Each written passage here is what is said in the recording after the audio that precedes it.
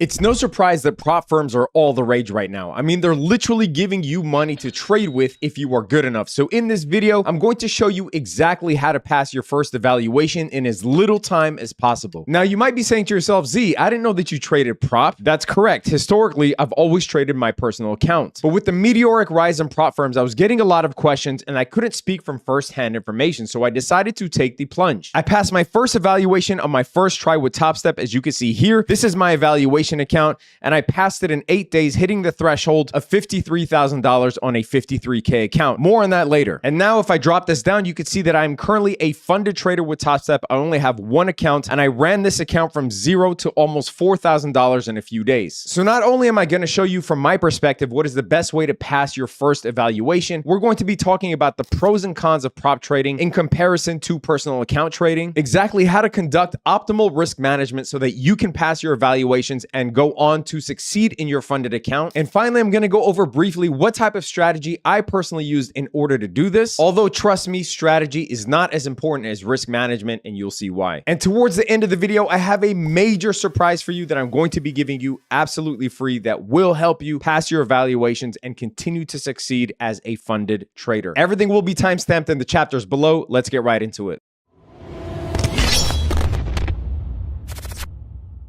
All right, so at first I dismissed the idea of prop trading as some sort of fad. But after I took the plunge and passed my first evaluation on my first try, I have a newfound respect for it, and I think it definitely has a place in our trading niche. Here are the pros versus personal account trading. Number one, it is gamified. It forces you to stay within strict parameters, and there are consequences of losing your entire account if you don't. Now, for me, I've been trading my personal account for over 15 years, and after it has been built up over time, it is very easy to lose sight of what it really means to lose or win on a daily basis. I'm not really trading within a specific goal. My goal is just to be profitable by the end of the year. So if I make 5K one day or I lose 5K one day, it really doesn't have any material effect on my overall portfolio. With the personal account, it's very easy to take the amount that's in there for granted, especially if you've been trading for a long time and you've built up a good sum. There simply is no urgency to perform in the same way as a prop account. Number two, and this is probably the main reason for most people, is access to capital. This is amazing. Joining a prop firm provides traders with access to capital that they might not otherwise have, allowing them to trade things like futures, allowing them to take bigger position sizes and make thousands of dollars using somebody else's money. Number three is reduced financial risk. Because you are trading with somebody else's money, and really the upfront cost is the cost of onboarding, which we will get into in a second, traders are not risking their own capital, thereby reducing their financial risk. Number four, you can treat it like a business. Since you are essentially a 1099 contractor, you can write off anything that has to do with the pursuit of trading knowledge or trading education. So if you buy books on trading, if you join masterminds on trading, etc., that kind of stuff you can write off because you are a contractor that is working independently as an independent contractor for the prop firm. You are given a 1099 at the end of the year. Now, I'm not an accountant, so check with your accountant to make sure that you can write certain things off. Number five, copying accounts. Once you get really good and you pass multiple evaluations, you could take the same trade among multiple accounts at the same time. Thereby, if you make a gain, you can increase the amount in each of those accounts simultaneously. All right, now here are the cons. Number one is profit sharing. Like I said, prop firms do have different structures, but there is some sort of profit sharing baked in. So on TopStep, for instance, the first $10,000 are yours to keep. Everything after $10,000, you're going to be splitting 90-10 with the prop firm, you taking 90%, obviously,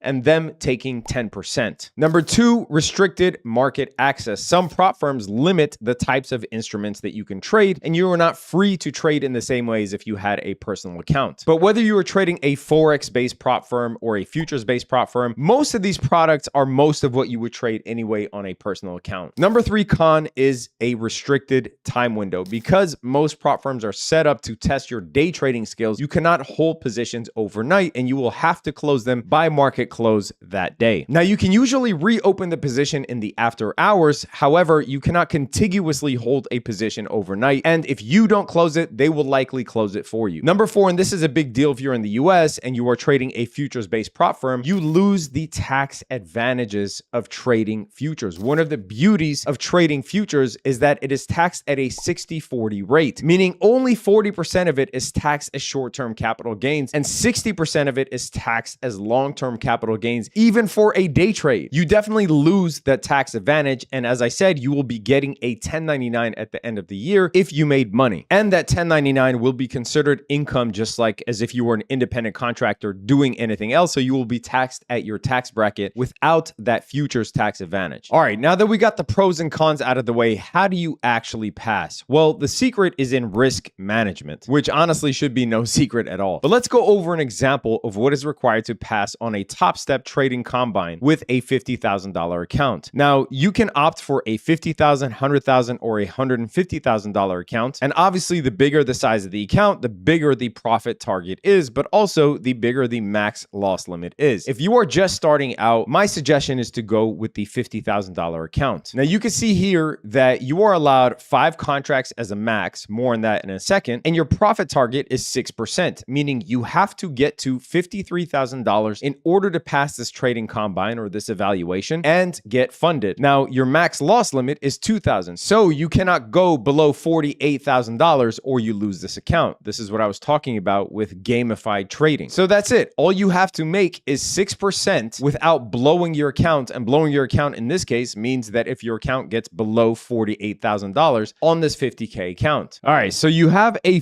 50K account and the goal is to get to a 53K account, right? As we said, that is 6%. So we're going to be splitting this up into 3 sections. Now, the first section is going to be your risk averse section, okay? In this phase here, you do not want to risk more than 1% of your account, meaning more than $500 of this 50K. Because remember, if you get to $48,000, obviously every prop firm has different stipulations, but they're all very similar. If you get to this, you lose your account. So we do not want to draw down to that $48,000. That means we need to use a very risk-averse strategy, utilizing most likely not more than 1 contract, even though they allow you 5, and you don't want to use more than 1% of the account, meaning if you take a trade, your max loss on that trade should not be more than $500. Now, we want to stick to at least 2 to 1 R trades. That means if we are risking $500, we are going to be making $1,000 on this trade. And that is the minimum. If you are really good, obviously you are going to be aiming for 3R. 4R is a little unrealistic, but can happen. But our goal is to stick to 2 to 1 R with a 1 contract maximum and a maximum loss per trade of $500 or 1%, because this allows you to essentially lose 4 trades. You would have to get 4 trades at max loss before you hit this $48,000. Now, the second phase I call money in the bank, MIB. For sure, okay? Money in the bank. Why is that? Because after you hit a 2% mark, meaning after your account is now gone from 50,000 to 51,000. So here, let's just say your account is at 50,000, which is what you start with. And here, money in the bank phase starts when you are 2% up at 51,000. Why is that? Because when you are up 2%, now you can take slightly a little bit more risk in order to get to the third phase faster. Here is where you could potentially use 2 contracts. Now, I'm assuming that you guys know what I mean when I say contracts, right? We're talking about futures contracts here. And I'm assuming that everybody's using ES, which is the S&P 500 mini futures contract, or NQ, which is the mini NASDAQ futures contract. We're not talking about MES or MNQ. I personally don't think that you even need to touch that when we're talking about these amounts and these types of accounts. I think that you can pass with trading a regular 1 contract basis when we're in the first risk averse stage. And once we get to the money in the bank stage, you can trade 1 to 2 contracts. So again, we're just assuming ES, NQ, maybe RTY, or if you're a crude oil trader, CL. Once we get to the end of the video and we get to the freebie that I have for you, we'll talk about all of the things that I've traded in order to pass my evaluation and get funded, and what I continue to trade in my funded account. Now, in this stage, as I said, the money in the bank stage, in my view, you can risk 500 to 1,000 per contract on the first trade after you hit that 51,000 mark. On the first trade, you can risk 500 to 1,000 per contract, right?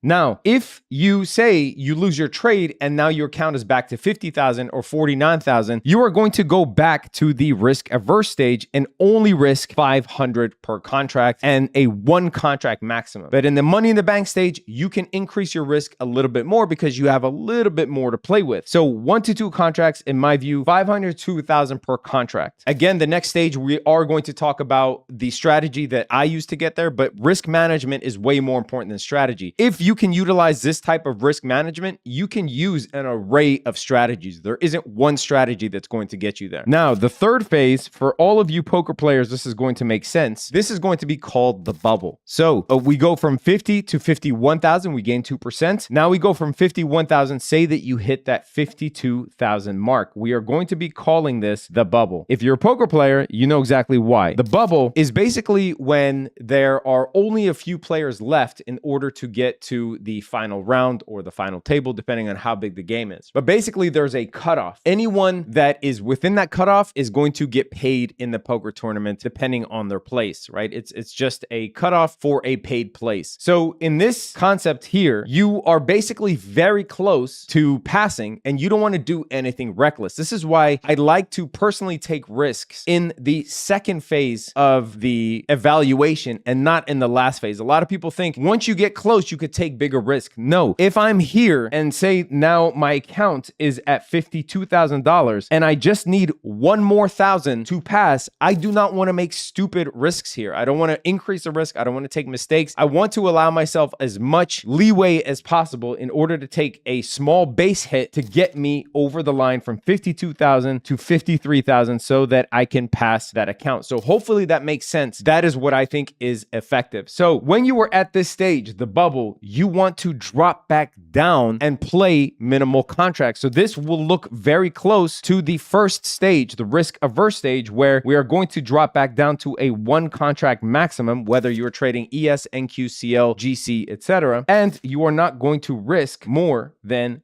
500 per trade. Also, once I get to this bubble stage, I'm not going back to the money in the bank stage, right? Once I get to the bubble stage, I stick to this until I actually pass the evaluation. So hopefully that makes sense from a risk management standpoint. It's honestly not rocket science trying to get from 50 to 53K, or even if you chose the 100K account on this TopStep combine, the goal is still 6%. Some prop firms do 8%, but the concept is the same. All right, let me put away my toys real quick. Now, in terms of strategy, as I said before, strategy is going to vary from person to person, and risk management is more important than strategy. But I will tell you how I personally passed my evaluation and how I continue to trade my funded account. My trading has really shifted over the years, and I've included a lot of SMC, which is smart money concepts or ICT strategies, into my trading. So for instance, this trade that I took on Friday, which was just a couple of days ago from the day of this recording, it was a pretty simple trade, waited for liquidity to be taken, waited for market structure to be broken, and then once we re-entered into a point of interest, that is when I took it long. And as you can see here, I netted $420 per contract on this trade. Now, remember back to the risk management, if you're doing an evaluation and you stuck to 1 contract on RTY and you were in the first phase, the risk averse phase, you were already halfway towards that first phase or somewhere around there. You could see here another trade that I took just a few days before that, again, came into an area of major liquidity, broke structure, retraced into a point of interest, and then took this long. This was $500 per contract. This was on ES, the S&P 500 mini. These are very deliberate trades, at least 2 to 1. Some of these we got even 3 to 1 on them. So we're not even risking that much to gain this $500 per contract. I think my max loss on here was $250, so even way less than the maximum threshold that we just discussed when we were talking about risk management. Here's another trade trade on the Russell 2000, same concept. It's really the same thing over and over again. It's actually a very easy strategy. Wait for liquidity, wait for market structure to be broken, come back into a point of interest. You can use a fair value gap or Fibonacci or an order block or whatever moves you, honestly. Like, that's what I use, but I know people that use moving average crossovers and VWAP and all this stuff, but the concept is the same, right? A major area of liquidity has been taken, a break of market structure from bearish to bullish or bullish to bearish, etc. And then you are waiting for a retracement back down before taking that contract long if market structure shifted to bullish, or short if market structure went from bullish to bearish. Obviously, you can join us in the Traveling Trader Academy when we open back up to the public. Right now, we are waitlist only, but we even have a prop trading chat channel where we help people pass their evaluations. Not only that, but you will actually get access to my day trades as well as the other analyst day trades, which are 99% of the time futures. So if you are trading a prop account, can apply to your evaluations and your funded accounts. And I said that I had a surprise for you. So here it is. I'm going to be giving you this PDF that I put together, literally every single trade that I took to get funded on that TopStep account. You can see everything that I traded. I traded NASDAQ crude oil, the S&P 500, the Russell 2000. I traded gold and the 10-year futures. You can see every single trade that I took here, full transparency, showing you how I passed that account. I'm going to be giving that to you. Link is in the description for the free PDF. So make sure you hit up that link in the description, get that free PDF. You have nothing to lose, and hopefully it helps you on your funded journeys. Let me know in the comment section below if you have any questions. I'll try to answer every question as much as possible. Hit that thumbs up if you got anything out of this video. If you want to check out TopStep, which in my opinion is the best futures prop trading firm, I think there's a link below for 70% or something off of your first evaluation account. I think it'll come out to like 49 bucks or something. And if you pass it and you get to that 6% threshold, so from 50,000 to 53,000, for instance, they will give you a funded account. The first 10,000 of which is all yours. And then after that, you will split it with them 90-10. But you get access to capital that you might otherwise not have or that you don't want to use. Subscribe to the channel, hit that notification bell. Stay safe out there, traders. Peace.